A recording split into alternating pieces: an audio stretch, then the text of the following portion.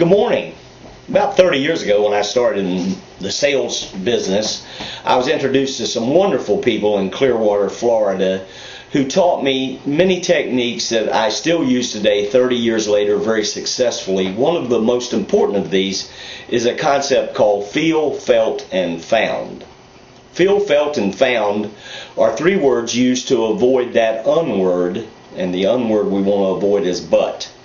We'll go a little more into that later. However, here's what we want to talk about right now. Joe Blow tells you that your price is too high, the house is overpriced, whatever it is.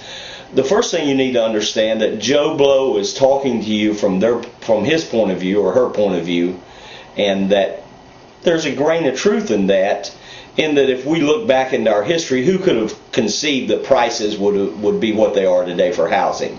So Joe Blow believes what he's saying. It's not necessarily, although it sometimes is, it's a true statement from his standpoint.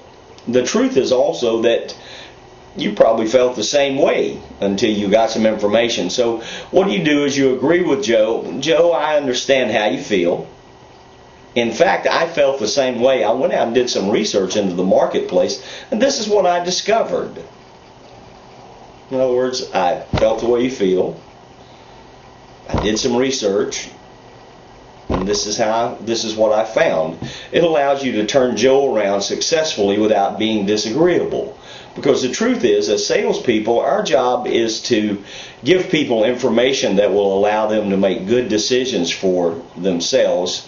And in fact, unless we do that in a way that they can hear it, none of the information that we give them has any value. So again, for the benefit of both you and your customer, please embrace feel, felt, found and use it today. Happy selling.